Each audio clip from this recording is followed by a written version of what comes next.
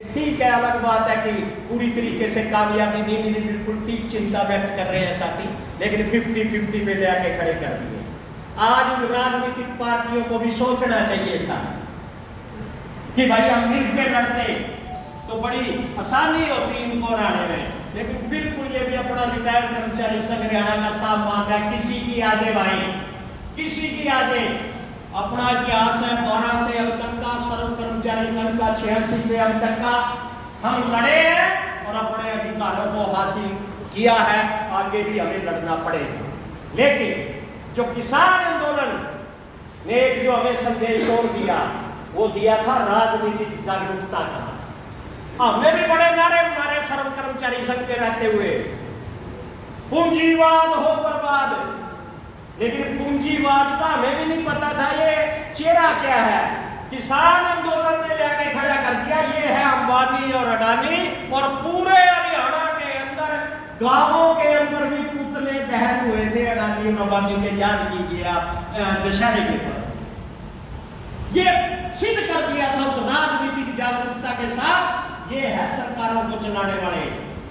तो बिल्कुल सही, ये राजनीतिक जागरूकता हमें भी बढ़ानी पड़ेगी।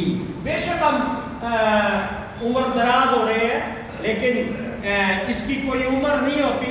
जब इकट्ठे बैठते हैं, एक दूसरे से सीखते हैं, आज साथियों से नई बातें मिली हैं उनको, लेकिन अभी लोकसभा के अंदर मैं देख रहा हूं, एक सीपीएम के सांसद गए हैं कामरेड अमरारा सीकर से, किसानों के बारे में प्रश्न पूछे जा रहे हैं, कर्मचारियों के बारे में प्रश्न पूछे जा रहे हैं, युवाओं के बारे में प्रश्न पूछे जा रहे हैं। और ये जो बड़ाई दुर्भाग्य हम कहेंगे, 8वां वेतन आयोग गठन करने पे बीजेपी की सरकार ने बिल्कुल जवाब दे दिया लोकसभा में। 34,000 करोड़ रुपया कर्मचारियों का, पेंशनर्स का जो 18 महीने का एरियर था, उसको बिल्कुल जवाब दे दिया में कि हम नहीं देंगे इसको।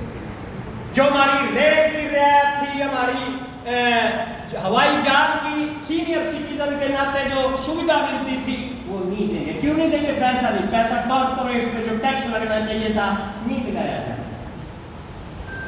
और वो जो प्रश्न आया, ये बिल्कुल आंकड़े जो केरला के और हरियाणा के वजीर सिंह जी दे के गए, उन्होंने पूरे देश के आंकड़े मांगे कि पूरे देश के अंदर कितनी पोस्टें खाली हैं, कितनी भरी हुई हैं।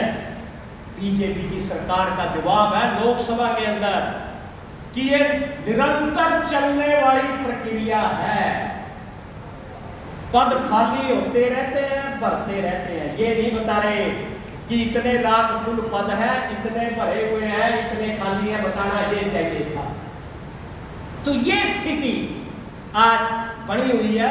तो मेरी ये अपील रहेगी तमाम साथियों से, जो एजेंडा वायनाड का बिल्कुल कोई दोहराए नहीं।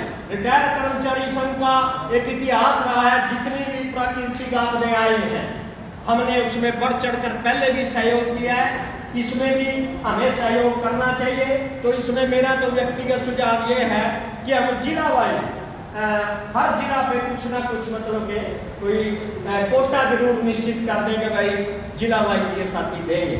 और ये बिल्कुल ठीक है। अक्टूबर नवंबर जो हमारे सांगठनिक चुनाव है, ब्लॉक से लेकर जिला तक, और मेंबरशिप को बढ़ाते हुए, मेंबरशिप अकेले कोई 100 रुपये नहीं होती। हम जब उसके पास जाते हैं, अपने साथी के पास, वो सारी बात बताता है। वही जो मास्टर शेर सिंह जी कह रहे हैं कि मेरी ये मांग है, भाई ये मेरी व्यक्तिगत समस्या है। तो ये संपर्क बढ़ाने का और संगठन निर्माण करने का एक मुख्य इसके पीछे कारण भी है सदस्यता का। तो ये अच्छी बात है। 3 साल के बाद अपना चुनाव हो रहा है, थोड़ी देर बैठो, थोड़ी ही देर बैठ जाओ, करेंगे। ऑडिट का मेरा इसमें एक सुझाव, बैठ जाओ, ऑडिट पे जरूर हम जिला वाइज जब भी सम्मेलन करें, तो हम अपनी ऑडिट के लिए कोई ना कोई राज्य कमेटी की ओर से हमारी ड्यूटी लगनी चाहिए। और जो विधानसभा चुनावों का एजेंडा आ रहा है, इसमें कोई दो राय नहीं, तमाम साथी बोल के गए हैं, बीजेपी को हराना है। क्यों हराना है वो वो तमाम बातें 14 से लेके तमाम साथियों ने रख दी। इस बीजेपी ने हमारी मांग तो पूरी क्या करनी थी, हमें सुना तक नहीं है। तो भाई क्यों दे फिर हम वोट दे किसको? वो तमाम साथियों ने उस पर चर्चा की है कि भाई हम जिसको देखेंगे कौन इसको हराने वाला है, तो जरूर उस पर साथी आप विचार करें नीचे जाके बड़ी गंभीरता से, लेकिन उस राजनीतिक जागरूकता के साथ हमारी कौन से राजनीतिक पार्टी हमारी मदद में खड़ी रहती है, कौन हमारी लोकसभा में आवाज उठाती रहती है।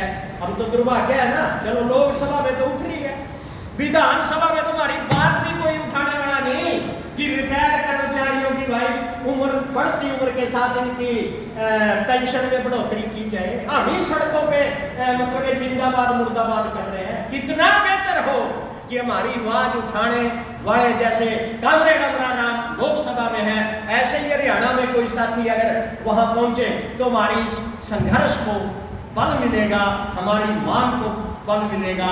ऐसे साथियों को भी देखने की जरूरत है। तो मैं ज़्यादा समय ले लिया, क्षमा चाहते हुए आप तमाम साथियों का बहुत बहुत धन्यवाद। इंकलाब जिंदाबाद।